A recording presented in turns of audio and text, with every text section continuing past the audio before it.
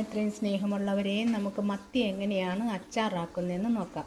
അതിനുവേണ്ടി നമുക്കിതിനകത്ത് നല്ല മഞ്ഞൾ പൊടിയൊക്കെ ഇട്ട് നന്നായിട്ട് തേച്ച് കഴുകിയെടുക്കാം.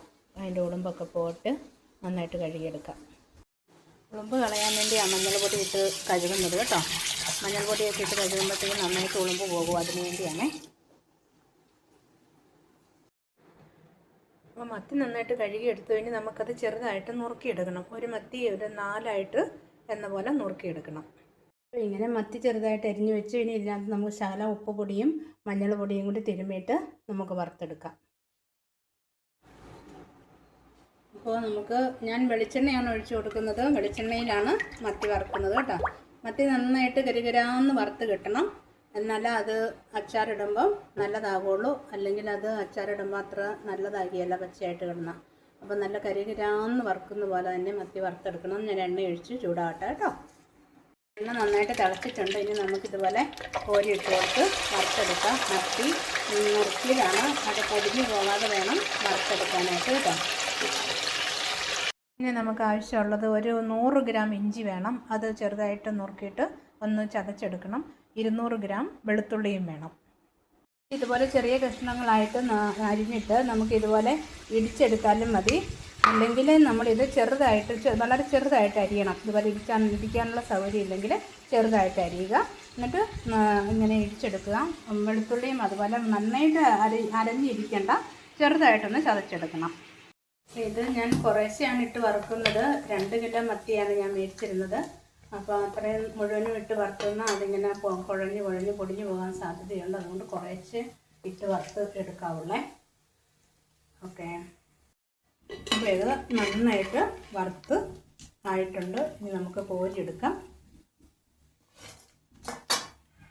ഞാൻ ആ എണ്ണയിലേക്ക് തന്നെ ഇച്ചിരി കടുകും ഉലുവായും കൂടി ഇട്ട് കൊടുത്തിട്ടുണ്ട്. ഒത്തിരി വേണ്ട, കുറച്ചെണ്ണ. നമുക്ക് വെളുത്തുള്ളിയും ഇഞ്ചിയും കൂടി ഇട്ട് കൊടുക്കാം.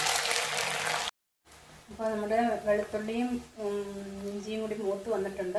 അപ്പോൾ നമ്മൾ മത്തി വറുക്കുമ്പോഴൊക്കെ നമുക്ക് ആവശ്യത്തിനുള്ള എണ്ണ എടുക്കാവുള്ളൂ. അല്ലെങ്കിൽ മത്തി വറുത്ത എണ്ണ പിന്നീട് നമുക്ക് ഉപയോഗിക്കാൻ പറ്റത്തില്ല. അപ്പോൾ അത് നമ്മൾ നോക്കി എടുക്കണം. ഇനി നമുക്ക് കറിവേപ്പിലയും കാന്താരിമുളകും കൂടി ഇട്ട് കൊടുക്കാം.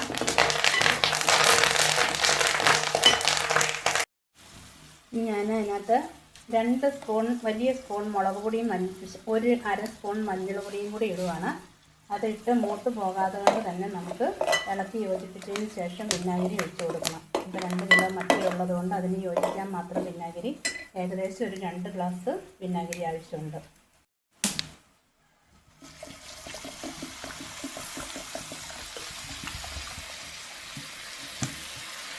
അപ്പോൾ വിനാഗിരി ഒഴിച്ച് ഒന്ന് തിളച്ചതിന് ശേഷം നമ്മൾ വറുത്ത് വെച്ചിരിക്കുന്ന മീൻ അങ്ങോട്ട് കോരിയിട്ട് കൊടുത്ത് മിക്സ് ആക്കണം.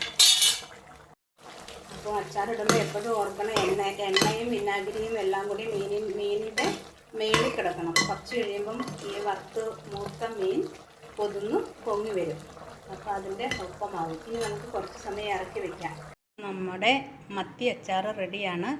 മത്തി അച്ചാറിടുമ്പോൾ ചെറിയ മത്തിയെ നല്ലതായിട്ടുള്ളത്. അപ്പം ചെറിയ മത്തി കൊണ്ട് അച്ചാറിടാൻ ശ്രമിക്കുക. പിന്നെ ഇതിനകത്ത് ഞാൻ മുളക് പൊടി നന്നേ കുറവായിട്ടിരിക്കുന്നത്. കാരണം ഈ അച്ചാർ ആവശ്യപ്പെട്ടയാൾക്ക് മുളക് പൊടി കുറച്ച് മതി. അല്ലെങ്കിൽ ഞാൻ 2 കിലോ മത്തി എടുക്കുമ്പം 4 സ്പൂൺ മുളകാണ് ചേർക്കാറുള്ളത്. ഇതിനകത്ത് കാന്താരിമുളകും മുളക് പൊടിയും കുറച്ചാണ് ചേർത്തിരിക്കുന്നത്. അപ്പോൾ വിനാഗിരിയോട് ചേരുമ്പം മുളക് പൊടിയും ഇച്ചിരി കൂടുതലുള്ളതാണ് എപ്പോഴും നല്ലത്. അപ്പോൾ എല്ലാവരും ഇങ്ങനെ അച്ചാറിട്ട് നോക്കുക. വളരെ നാളുകൾ ഇരിക്കുന്നതാണ്. നല്ല അച്ചാറാണ്. അപ്പം മക്കൾക്കൊക്കെ കൊടുത്തു വിടാനൊക്കെ ആണെങ്കിലും എല്ലാവർക്കും ഇങ്ങനെ ചെയ്യാൻ കഴിയും. ഓക്കെ, ഇത് കണ്ട എല്ലാവർക്കും നന്ദി.